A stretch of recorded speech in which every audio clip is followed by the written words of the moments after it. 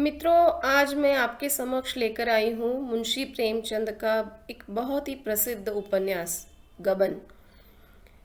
यह उपन्यास मुंशी जी ने कुल 53 विभागों में मतलब 53 अध्यायों में लिखा है, 53 भागों में लिखा है। हम हर एक भाग पे एक छोटा सा वीडियो, एक छोटा सा ऑडियो तैयार करेंगे। तो चलिए सुनते हैं ये कहानी का, ये उपन्यास का पहला भाग। मुंशी प्रेमचंद का उपन्यास गबन भाग 1। बरसात के दिन है, सावन का महीना। आकाश में सुनहरी घटाएं छाई हुई है। रह रहकर रिमझिम वर्षा होने लगती है। अभी तीसरा पहर है, पर ऐसा मालूम हो रहा है जैसे शाम हो गई। आमों के बाग में झूला पड़ा हुआ है। लड़कियां भी झूल रही है और उनकी माताएं भी। दो चार झूल रही है, दो चार झुला रही है। कोई कजली गाने लगती है, कोई बारहमासा। इस ऋतु में महिलाओं की बाल स्मृतियां भी जाग उठती है। ये फुहारें मानो चिंताओं को हृदय से धो डालती है, मानो मुरझाए हुए मन को भी हरा कर देती है। सबके दिल उमंगों से भरे हुए हैं। घानी साड़ियों ने प्रकृति की हरियाली से नाता जोड़ा है। इसी समय एक बिसाती आकर झूले के पास खड़ा हो गया। उसे देखते ही झूला बंद हो गया। छोटी बड़ी सबों ने आकर उसे घेर लिया। बिसाती ने अपना संदूक खोला और चमकती दमकती चीजें निकालकर दिखाने लगा। कच्चे मोतियों के गहने थे, कच्चे लेस और गोटे, रंगीन मोजे, खूबसूरत गुड़िया और गुड़ियों के गहने, बच्चों के लट्टू और झुनझुने। किसी ने कोई चीज ली, किसी ने कोई चीज। एक बड़ी बड़ी आंखों वाली बालिका ने वह चीज पसंद की जो उन चमकती हुई चीजों में सबसे सुंदर थी। वह गिरोजी रंग का एक चंद्रहार था। माँ से वो बोली, अम्मा, मैं तो ये हार लूंगी। माँ ने बिसाती से पूछा, बाबा, ये हार कितने का है? बिसाती ने हार को रुमाल से पोंछते हुए कहा, खरीद तो 20 आने की है, मालकिन जो चाहे वो दे दे। माता ने कहा, ये तो बड़ा महंगा है, 4 दिन में इसकी चमक दमक जाती रहेगी। बिसाती ने मार्मिक भाव से सिर हिलाकर कहा, बहू जी, 4 दिन में तो बिटिया को असली चंद्रहार मिल जाएगा। माता के हृदय पर इन सरदयता से भरे हुए शब्दों ने चोट की। हार ले लिया गया। बालिका के आनंद की सीमा नहीं रही। शायद हीरो के हार से भी उसे इतना आनंद नहीं होता। उसे पहनकर वह सारे गांव में नाचती गिरी। उसके पास जो बाल संपत्ति थी, उसमें सबसे मूल्यवान, सबसे प्रिय वही बिल्लौर का हार था। लड़की का नाम जालपा था, माता का नाम मानकी। महाशय दीनदयाल प्रयाग के छोटे से गांव में रहते थे। वह किसान नहीं थे, पर खेती करते थे। वह जमींदार नहीं थे, पर जमींदारी करते थे। थानेदार नहीं थे, पर थानेदारी करते थे। वह थे जमींदार के मुख्तार। गांव पर उन्हीं की धाक थी।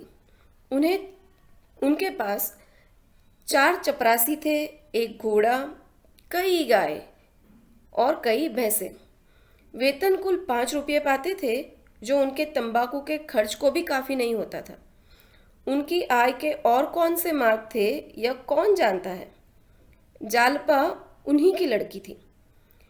पहले उसके 3 भाई और थे, पर इस समय वह अकेली थी।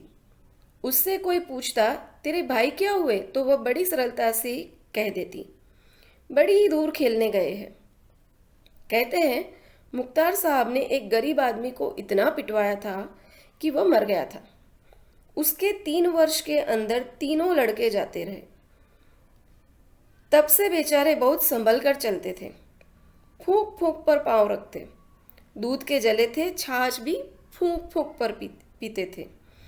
माता और पिता के जीवन में और क्या अवलंब। दीनदयाल जब कभी प्रयाग जाते तो जालपा के लिए कोई न कोई आभूषण जरूर लाते।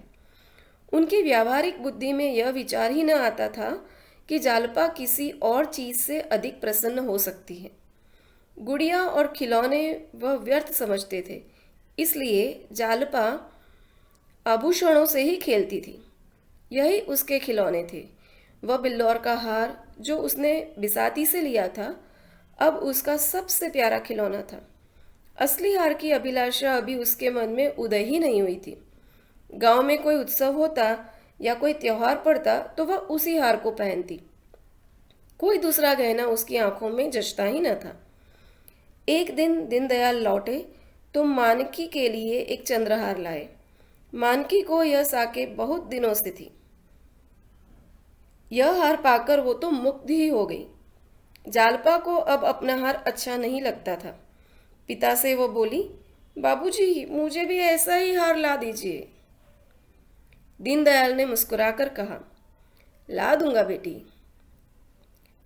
कब ला दीजिएगा? बहुत जल्दी। बाप के शब्दों से जालपा का मन नहीं भरा। उसने माता से जाकर कहा, अम्मा जी मुझे भी अपना सा हार बनवा दो ना। माँ बोली, वो तो बहुत रुपयों में बनेगा बेटी। जालपा बोली, तुमने अपने लिए बनवाया है, मेरे लिए क्यों नहीं बनवाती? माँ ने मुस्कुरा कर कहा, तेरे लिए तो तेरी ससुराल से आएगा। यह हार 600 में बना था।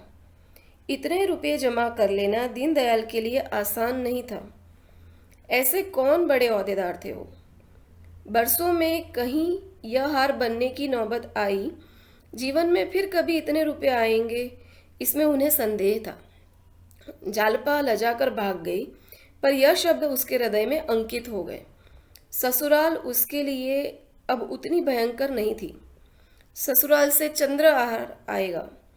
वहाँ के लोग उसे माता पिता से अधिक प्यार करेंगे। तभी तो जो चीज़ ये लोग नहीं बनवा सकते वो वहाँ से आएगी।